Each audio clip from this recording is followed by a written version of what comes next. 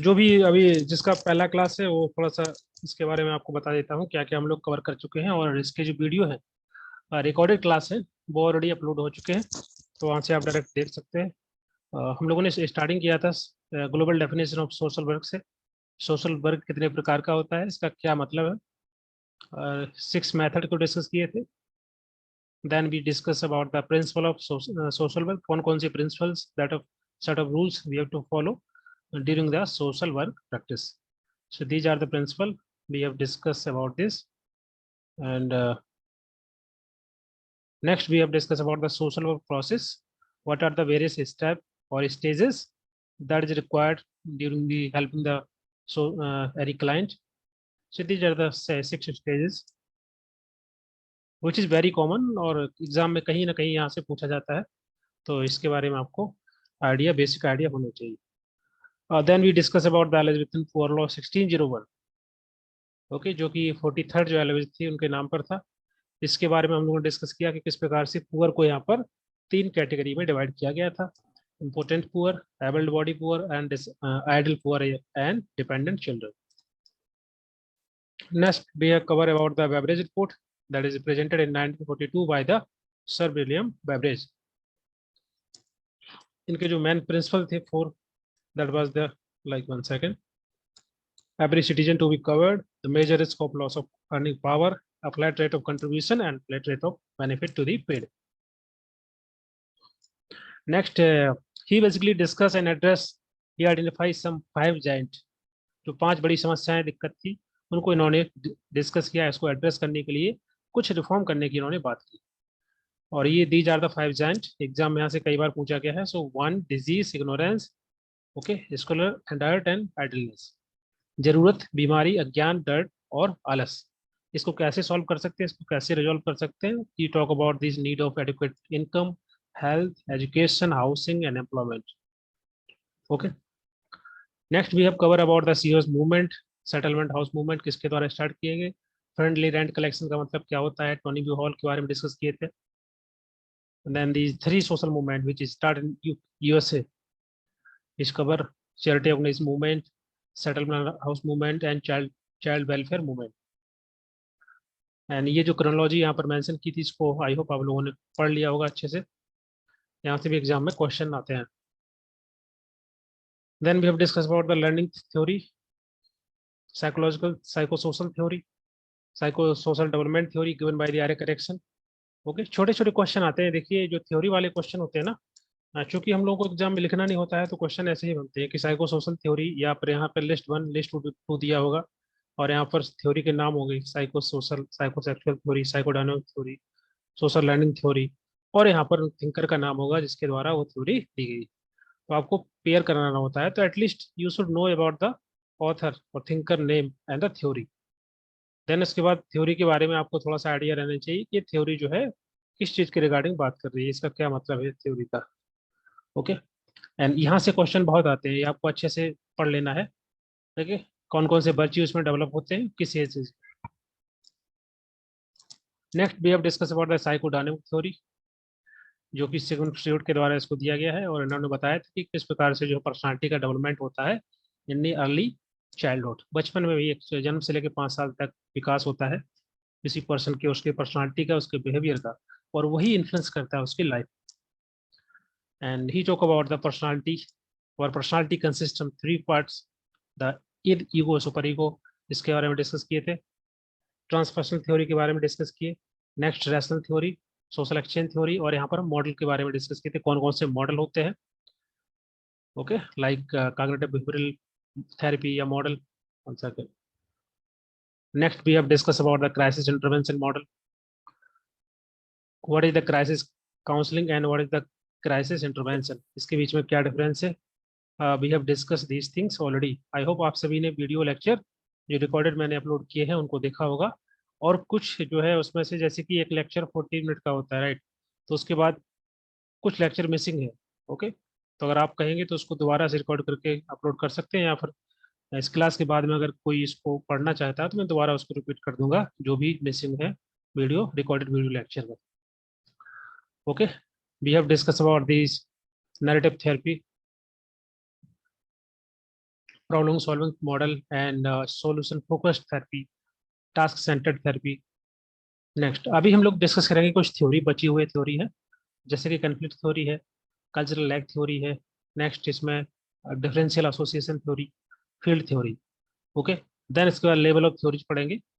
Okay, एक एक करके देख लेते हैं सभी थ्योरी। पहले हम बात करेंगे कन्फ्लिक्ट थ्योरी की। देखिए कन्फ्लिक्ट थ्योरी जो है which is attributed to the Karl Marx. इसके मतलब बोल सकते हैं कि कार्ल मार्क्स के द्वारा, ये एक बड़े पॉलिटिकल फिलोसफर थे, जिन्हीं के माध्यम से जो कम्युनिज्म है उसका जो कंसेप्ट है या उसका जो विकास हुआ इन्हीं की फिलोसफी पर आधारित था। और कन्फ्लिक्ट थ्योरी के जनक इन्हीं को माना जाता है। बोल सकते हैं जो कन्फ्लिक्ट थ्योरी है that is given by the Karl Marx. Good evening, very good evening to all of you. Someone is texting. Sir white collar crime means, अभी इसको डिस्कस करेंगे, अभी इसी के बाद उसको डिस्कस करना है डिफरेंशियल एसोसिएशन थ्योरी में आगे। ओके, तो अभी बताते हैं व्हाइट कॉलर क्राइम का मतलब क्या होता है। जैसे कि जो कोऑपरेटिव सेक्टर है, ओके, वहाँ पर किसी प्रकार का करप्शन है वो व्हाइट कॉलर क्राइम कहलाता है। ओके, जो कि क्राइम दिखता नहीं। एक तो क्राइम होता है कि जो ब्लड सेड किसी को मार देना, राइट, वो एक क्राइम कहलाता है। व्हाइट कलर क्राइम होता है जैसे कि जो जितने भी ऑफिशियल्स होते हैं किसी प्रकार का करप्शन करते हैं या कुछ गलत करते हैं जो कि एथिकली सही नहीं है, वो एक व्हाइट कलर क्राइम कहलाता है। ओके,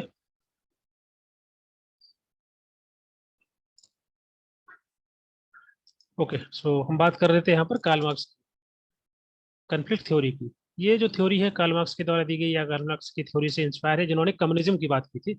ओके, समाज में सबको समानता की बात की इन्होंने। और जो कन्फ्लिक्ट थ्योरी है ये बेसिकली एक्सप्लेन करती है पावर स्ट्रक्चर के बारे में। पावर डिस्पैरिटी जो है हमारे समाज के अंदर किस प्रकार से पावर डिस्पैरिटी और पावर स्ट्रक्चर जो है लोगों की लाइफ को इन्फ्लुएंस करता है, उस पर एक नेगेटिव इम्पैक्ट पड़ता है। ओके, जिसको आप देख सकते हैं, जिसको जनरली बोला जाता है कि जीवन में जो संघर्ष है, that is the life is characterised by the conflict, और बोल सकते हैं जीवन का संघर्ष। जैसे कि समाज के अंदर बहुत ज्यादा इनक्वलिटी होती है, काइंड ऑफ भेदभाव बहुत ज्यादा है, उत्पीड़न ऑपरेशन होता है कुछ एक से एक सेक्शन एक वर्ग के अगेंस्ट में, पावर स्ट्रगल है, पॉलिटिकल पावर स्ट्रगल हो या किसी भी रूप में। ओके, सो स्ट्रक्चरल इनक्वलिटी। स्ट्रक्चरल इनक्वलिटी का मतलब होता है कि एक बोल सकते हैं सोसाइटी के अंदर एक सेट ऑफ रूल सेट हो जाता है, लोग उसी को फॉलो करते हैं, उनको पता नहीं होता है, शायद उनको लगता है ये this is the normal thing in our society. जैसे कि अगर बात करें, एक जो कास्ट सिस्टम है, कास्ट सिस्टम बहुत ज्यादा प्रेवलेंट था ओके पास्ट में। तो लोगों को लगता था कि वो जिस भी कास्ट से बिलोंग करते हैं शायद उनका वही जो है, उनको उसी प्रकार से रहना है, उनको वही काम काज है, वही काम करेंगे। ओके, तो एक जो समाज के अंदर ये जो इक्वलिटी है या स्ट्रक्चरल इक्वलिटी होती है जो सेट हो जाती है, लोग उस पर विश्वास करते हैं और उसी को फॉलो करते हैं। उनको नहीं पता होता है कि सोसाइटी में सब लोग बराबर होते हैं। उनको लगता है कि शायद ये जो कास्ट सिस्टम है यही होता है और we have to follow that. तो वो स्ट्रक्चर उसको बोलते हैं जो समाज के अंदर सोसाइटी के अंदर सेट हो जाता है, तो उसको बदलना होता है। ओके, तो यहाँ पर जो कन्फ्लिक्ट यहाँ पर बात कर रहे हैं कार्ल मार्क्स, या उसकी जो थ्योरी बात करती है कि समाज के अंदर सोसाइटी के अंदर बहुत ज्यादा एक एसिमेट्री है। पावर रिलेशन की बात करें या एक से एक सेक्शन एक वर्ग के अगेंस्ट में किसी प्रकार का ऑपरेशन हो रहा है, डिस्क्रिमिनेशन हो रहा है, ओके, भेदभाव हो रहा है, पावर स्ट्रगल है, उसको लेकर के यहाँ पर बात करते हैं। और सोशल वर्कर जो है किस प्रकार से जो डिफरेंट ग्रुप है या डिफरेंट सेक्शन है, डिफरेंट कम्युनिटी है, उसमें जो टेंशन है, उसमें जो भी एक बोल सकते हैं अनस्टेबिलिटी है और जो स्ट्रगल है और जिस प्रकार से डिस्क्रिमिनेशन है उसको वो कैसे कम कर सकते हैं, सोशल वर्कर का फोकस होता है इस थ्योरी के माध्यम से लोगों की जो प्रॉब्लम है उसको कम करना, उसको खत्म करना। ओके, तो कन्फ्लिक्ट थ्योरी के माध्यम से हम ये चीज समझते हैं कि सोसाइटी के अंदर किस प्रकार से डिस्पैरिटी है इन टर्म्स ऑफ पावर और in terms of political power, social, या बोल सकते हैं economic structure. Okay, please mute everyone. और सोसाइटी के अंदर दो प्रकार के ग्रुप होते हैं। डोमिनेंट ग्रुप होता है, वो हमेशा चाहता है कि सोशल ऑर्डर जो बना हुआ है पहले से जैसा बना हुआ है उसको उसी प्रकार से रखा जाए, कई तरीके से, जैसे मैनिपुलेशन करके या कंट्रोल करके। जो डोमिनेंट ग्रुप होता है वो हमेशा चाहता है कि सोसाइटी में जो ऑर्डर पहले से बना हुआ है जिसमें वो लोग आगे हैं, और कुछ एक सेक्शन ऑफ सोसाइटी जो हमेशा उनसे पीछे रहता है और वो उस ऑर्डर को हमेशा बनाना चाहते हैं। ओके, लेकिन समाज के अंदर बदलाव हो सकता है, that is achieve through the conflict. संघर्ष के माध्यम से सोसाइटी के अंदर सोशल चेंज पॉसिबल है। ये थ्योरी बात करती है कन्फ्लिक्ट की, through the conflict, through the संघर्ष। जैसे कि बात करेंगे, हमारे समाज के अंदर बहुत सारी कुप्रथाएं थी पहले, जैसे कि सती प्रथा है या विधवा विवाह को लेकर के इस प्रकार की जो कुरीतियां थी समाज के अंदर, तो पहले वो एक समाज का हिस्सा था, लोग उसको फॉलो करते थे। लेकिन संघर्ष के माध्यम से, सोशल कन्फ्लिक्ट के माध्यम से बहुत सारे जो सोशियो रिलीजियस रिफॉर्मर हुए, उन्होंने कोशिश की और समाज के अंदर धीरे धीरे बदलाव आया। ओके, तो जो डोमिनेंट ग्रुप है या जो लोग चाहते थे कि इस प्रकार की कुरीतियां समाज के अंदर बनी रहें, तो वो कोशिश करते थे अपना पावर का कंट्रोल, अपने मैनिपुलेशन करके। लेकिन समाज के अंदर संघर्ष के माध्यम से, कन्फ्लिक्ट के माध्यम से बदलाव आता है। ये कन्फ्लिक्ट थ्योरी यही बताती है कि we can change in the social order, और सोसाइटी के अंदर कुछ भी बदलाव किया जा सकता है। Okay, by interrupting period of instability stability. और इसके माध्यम से जो भी पावर रिलेशन है जो एसिमेट्रिक, इसका मतलब है कि कुछ लोग ज्यादा अमीर हैं, कुछ लोग गरीब ज्यादा है, या कुछ लोगों के पास ज्यादा रिसोर्सेस हैं, कुछ लोगों के पास कम है, तो जो एसिमेट्रिक पावर रिलेशन है उसको एड्रेस किया जा सकता है। Social worker therefore aim to even the class and reduce the grievances between groups and people. इसका मतलब है कि सिंपल कि जो सोशल वर्कर हैं वो कोशिश करते हैं कि सोसाइटी के अंदर, कम्युनिटी के अंदर या जो ग्रुप है उस प्रकार से उन्हें जो चैलेंजेस हैं, उनकी जो ग्रीवेंसेस हैं, जो भी समस्या है, उनको कैसे रिड्यूस करना है, इस चीज को समझ समझ करके, पावर रिलेशन को समझ करके, और जो भी सोसाइटी के अंदर जिस प्रकार से जो इनइक्वालिटी बैठी हुई है उसको, चीज को देखते हुए। तो ये कन्फ्लिक्ट थ्योरी है। तो बेसिक आइडिया इसका मतलब ये होता है कि कन्फ्लिक्ट थ्योरी हमको इस चीज को समझने में आसानी करती है कि किस प्रकार से समाज के अंदर ऑपरेशन है, डिस्क्रिमिनेशन है, पावर स्ट्रगल है, और सोशल वर्कर उसको कैसे रिड्यूस कर सकते हैं। ओके, तो ये सिंपल कन्फ्लिक्ट थ्योरी के बारे में यहाँ पर दिया गया है। इसके माध्यम से पावर डिसेबिलिटी को अंडरस्टैंड कर सकते हैं, लोगों की लाइफ कैसे इम्पैक्ट हो रही है नेगेटिव वे में, उसको अंडरस्टैंड कर सकते हैं, पावर स्ट्रक्चर को अंडरस्टैंड कर सकते हैं कन्फ्लिक्ट थ्योरी के माध्यम से। नेक्स्ट थ्योरी है कल्चरल लैग थ्योरी। इसको समझते हैं, काफी इंपॉर्टेंट ये थ्योरी है, और यहाँ से एग्जाम में कई बार क्वेश्चन आया हुआ है। ये जो थ्योरी है ये दी गई थी विलियम एफ ऑगवन के द्वारा 1992 में। और इस थ्योरी के माध्यम से हम समझने की कोशिश करेंगे कि इन्होंने ये जो थ्योरी है कल्चरल लैग, लैग बोल सकते हैं या काइंड ऑफ गैप बोल सकते हैं।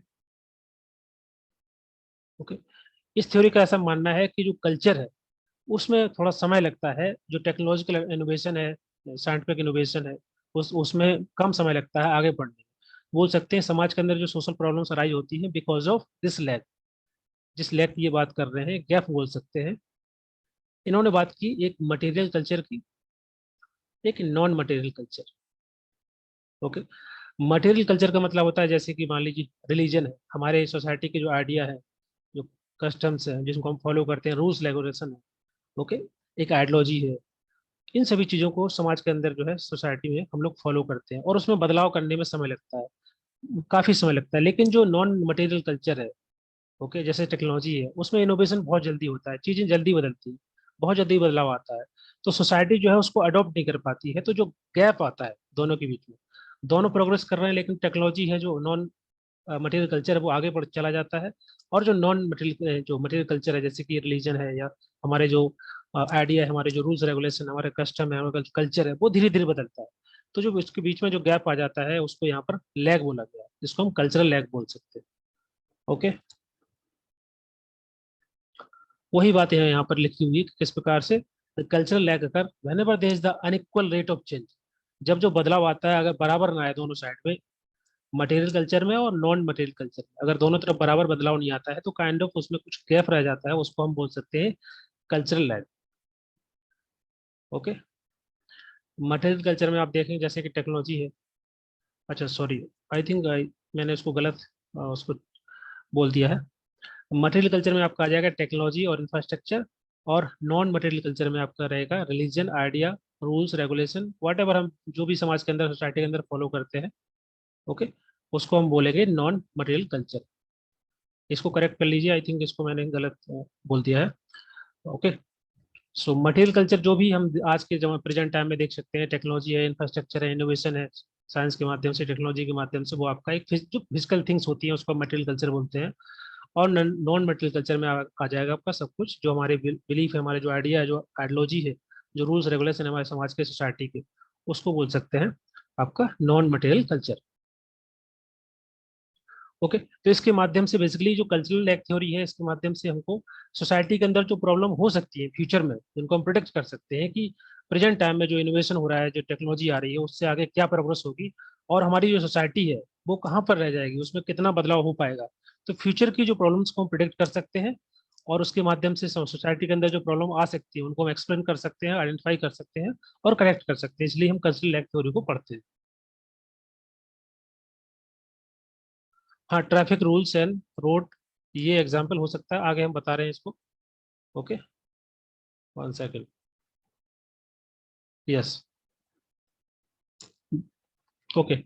जैसे कि फॉर एग्जांपल यहाँ पर एक एग्जांपल दिया गया है ट्रैफिक रूल का, और जो ऑटोमोबाइल है that is represented you can say material aspect, और जो नॉन मटेरियल एस्पेक्ट है that is you can say like road या स्ट्रीट। जैसे कि फॉर एग्जांपल आज से 100 साल पहले, 200 साल पहले जो रोड बनाए, ओके, उस टाइम पर तो बैलगाड़ी इस प्रकार से जो जो सवारी हुआ करती थी, जो भी ट्रांसपोर्टेशन के साधन थे, राइट। धीरे धीरे इनोवेशन हुआ, लेकिन रोड तो उसी वहीं के वहीं है। तो ऐसा नहीं है कि रोड बहुत बड़े हो गए, आसपास बस्ती बसी हुई है तो रोड चौड़े हो नहीं सकते अब। अभी ऑटोमोबाइल से बहुत ज्यादा इनोवेशन हो गया। आप देख सकते हैं पिछले 100 ईयर में या 50 ईयर्स में किस प्रकार से इनोवेशन हुआ है, डिफरेंट टाइप्स के कार व्हीकल्स आ गए। तो रोड वहीं का वहीं है, मतलब उसमें ज्यादा कुछ बदलाव हुआ नहीं, राइट। तो देख सकते हैं कि इनोवेशन जो हो रहा है मटेरियल कल्चर में बहुत ज्यादा हुआ है, लेकिन जो नॉन मटेरियल कल्चर है वो कहीं ना कहीं जो है ब्रॉड जो रोड है वहीं के वहीं है। तो इस प्रकार से जो गैप है उसको हम देख सकते हैं कल्चरल लैग के माध्यम से, कल्चरल गैप बोल सकते हैं, कल्चरल लैग बोल सकते हैं, दोनों का मतलब एक ही होता है। ओके, नेक्स्ट यहाँ पर थ्योरी दी गई है डिफरेंशियल एसोसिएशन थ्योरी। इसको समझ लेते हैं एक एक करके। One second.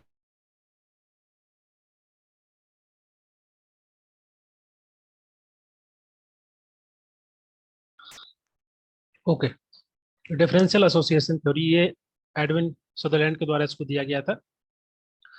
इनका ऐसा मानना है कि ये propose that through the interaction with others, दूसरों से इंटरेक्ट करके, दूसरों से सीख कर, दूसरे बात करके हम बहुत सारी चीजें सीखते हैं।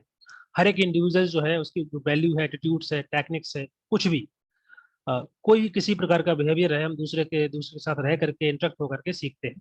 चाहे कोई वैल्यू हो, एटीट्यूड हो, जिस जिस प्रकार के समाज में, जिस प्रकार की कम्युनिटी में हम रहते हैं, वहीं से हमारा सोशलाइजेशन होता है, वहीं से वहाँ का जो वैल्यू सिस्टम है, जो कल्चर है, उसको हम अडॉप्ट करते हैं, और वैसे ही हमारा बिहेवियर हो जाता है। ये बेसिकली एडविन सदरलैंड के द्वारा प्रपोज किया गया डिफरेंशियल एसोसिएशन थ्योरी में।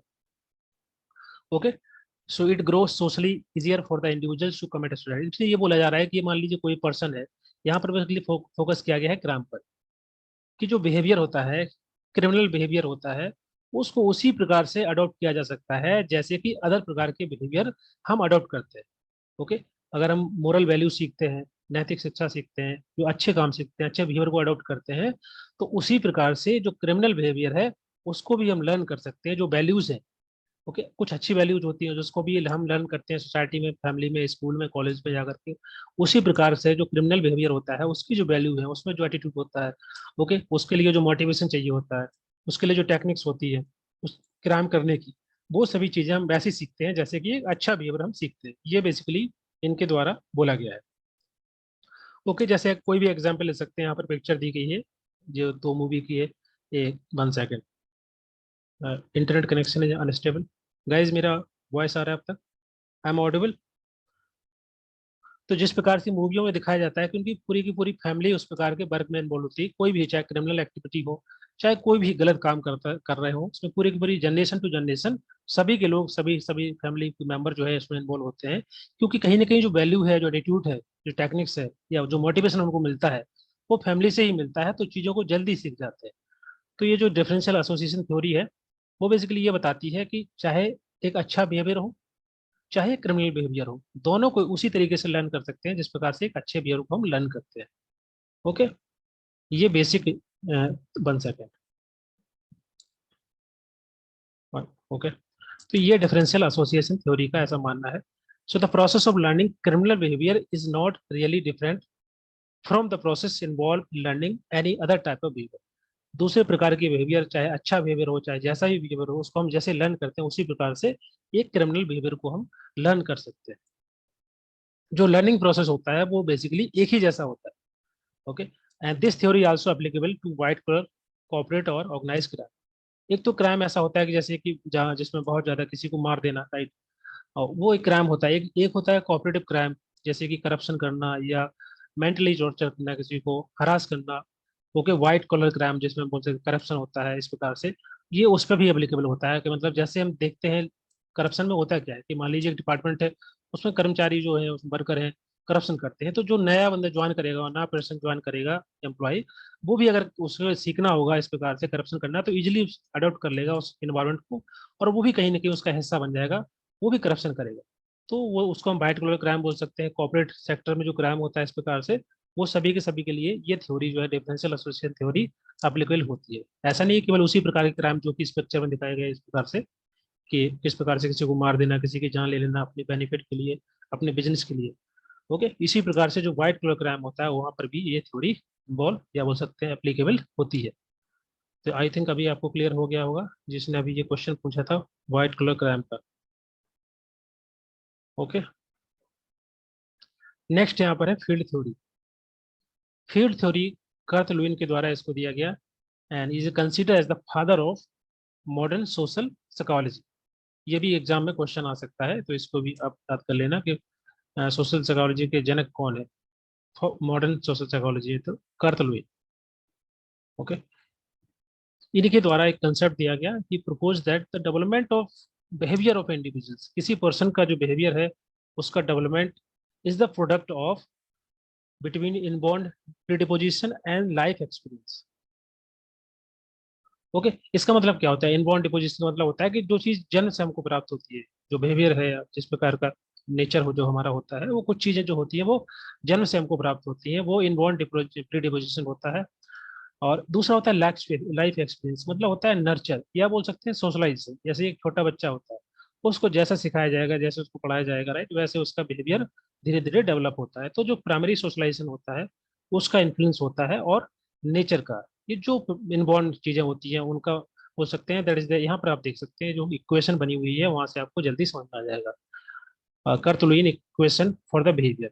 सो behaviour is the function of person and its environment.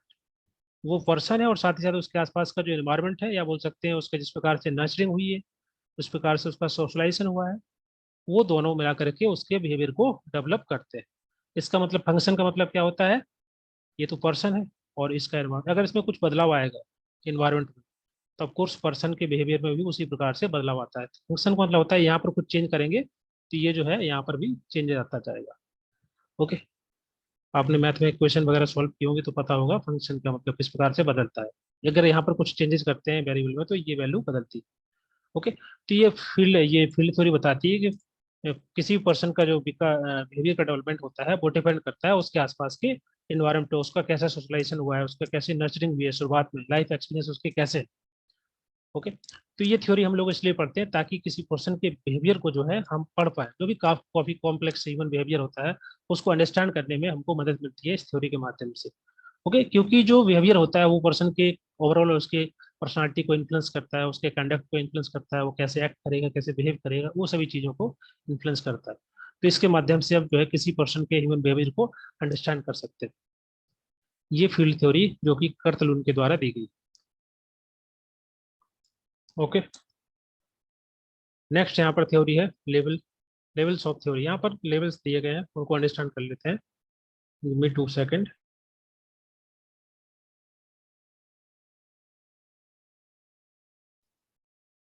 Okay, levels of theory जो कि एक्सप्लेन की गई है थॉमसन के द्वारा।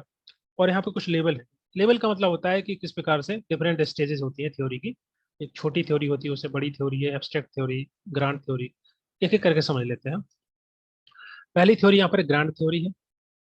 नेक्स्ट है इसमें मैक्रो लेवल थ्योरी, या जिसको हम ग्लोबल थ्योरी बोलते हैं।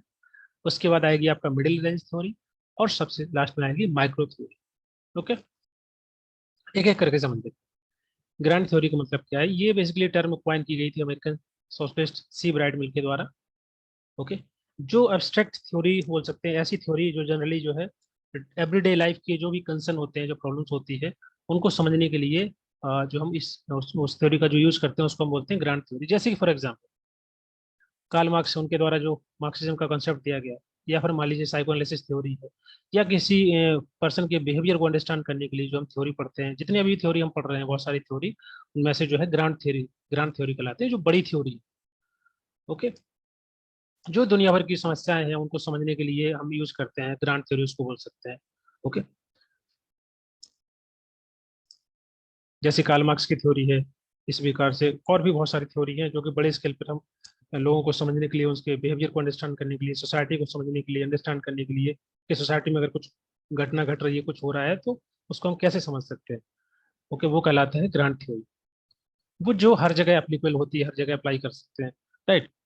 नेक्स्ट है मैक्रो लेवल थ्योरी या ग्लोबल थ्योरी, ये बोल सकते हैं उससे थोड़ा सा छोटी। ओके, इसका मतलब है कि जो भी बड़ी बड़ी समस्याएं होती हैं, कोई इशू है, ओके, वो वहाँ पर हम लोग मैक्रो लेवल थ्योरी का यूज करते हैं। मैक्रो लेवल थ्योरी मतलब होता है कि जो छोटे स्केल पर समस्याएं होती है ना, जो भी एक्सपीरियंस जो इशू होते हैं मीजो लेवल पर या मैक्रो लेवल पर, उनको सॉल्व करने के लिए जो है जनरली मैक्रो लेवल थ्योरी का यूज किया जाता है। जैसे फॉर एग्जांपल सोशल वर्कर के द्वारा अगर मान लीजिए किसी प्रकार की पॉलिसी में बदलाव करना है, तो उसके लिए एडवोकेसी करना, सोशल वर्कर एडवोकेसी भी करते हैं, या एक्टिविज्म करना, ओके, थोड़ा बड़े स्केल पर, या सोसाइटी के अंदर सोशल स्ट्रक्चर है, जैसे कि हेल्थ केयर सिस्टम है या एजुकेशन है, ओके, इकोनॉमी है, उसमें किसी प्रकार का बदलाव करना, उसके लिए लॉबिंग करना, ये सभी के सभी आ जाएंगे मैक्रो लेवल थ्योरी या ग्लोबल थ्योरी में। यहाँ पर सोशल वर्कर थोड़े लार्ज स्केल पर वर्क करते हैं, बड़े जो इशू होते हैं, बड़े मुद्दे जो होते हैं सोसाइटी के, उन पर हेल्प करते हैं, उसको हम बोलते हैं मैक्रो लेवल या ग्लोबल थ्योरी। ओके, नेक्स्ट इसमें है middle range theory. Middle range theory develop की गई है रॉबर्ट के मॉर्टन के द्वारा। Okay, it start with the empirical phenomena, जिसको हम अनुभव कर सकते हैं, एक्सपीरियंस कर सकते हैं, ऐसे फिनोमेना को समझने के लिए मिडिल रेंज थ्योरी का यूज किया जाता है। जैसे कि फॉर एग्जांपल किसी पर्सन का बिहेवियर, ओके, डेविएंट बिहेवियर, तो डेविएंट बिहेवियर को अंडरस्टैंड करने के लिए बहुत सारी थ्योरी हम लोग पढ़ रहे हैं, बहुत सारे मॉडल्स हैं। ओके, लेबलिंग थ्योरी है जैसे वन ऑफ द, तो उसको हम बोलेंगे मिडिल रेंज थ्योरी, जो कि छोटे रेंज बोल सकते हैं, छोटे लिमिटेड इशू पर फोकस करते हैं। एक कुछ लोग होते हैं जो कि जिनका बिहेवियर डेविएंस होता है, सभी का तो नहीं होता है, तो वहाँ पर हम इस प्रकार की थ्योरी यूज करते हैं, जहाँ पर कुछ छोटे स्केल पर जो छोटे छोटे छोटे मुद्दे होते हैं या इशू होते हैं, उनको लेकर के जब हम एक्सप्लेन करते हैं या किसी थ्योरी के माध्यम से, जैसे कि मान लीजिए यहाँ पर एग्जाम्पल दिया है, एग्जाम्पल ऑफ डेविएंस, ओके, उसके लिए हम लेबलिंग थ्योरी यूज कर सकते हैं, या इस प्रकार का और किसी प्रकार की मेंटल कोई प्रॉब्लम होती है, उसको लेकर के बहुत सारी थ्योरी थ्योरी या थेरेपी है, उसका हम यूज करते हैं, उसको हम बोल सकते हैं मिडिल रेंज थ्योरी, जो कि मैक्रो लेवल थ्योरी से छोटी होती है, बोल सकते हैं। लास्ट है इसमें माइक्रो थ्योरी। माइक्रो मतलब होता है कि इंडिविजुअल्स प्रॉब्लम को लेकर के बोल सकते हैं। ओके, रिलेशनशिप थेरेपी है, तो एक एक सोशल वर्कर होता है, एक पर्सन होता है, इन दोनों के बीच में इंटरेक्शन होता है, तो बहुत छोटे स्केल पर ऐसी सिचुएशन जिसको एक्सप्लेन करने के लिए हम जो थ्योरी यूज करते हैं, उसको बोलते हैं माइक्रो थ्योरी। ओके, पेशेंट है, डॉक्टर है, relationship between the staff and patient, between the staff and doctor, staff, patient and client या डॉक्टर, इस प्रकार से बोल सकते हैं, जो दो इंडिविजुअल्स के बीच में रिलेशन होता है, उस चीज को समझने के लिए या छोटे स्केल पर जो है चीजों को अंडरस्टैंड करने के लिए माइक्रो थ्योरी का यूज किया जाता है। ओके, तो ये आपका हो गया कि यहाँ पर थ्योरी के बारे में डिफरेंट लेवल्स, मतलब ये है कि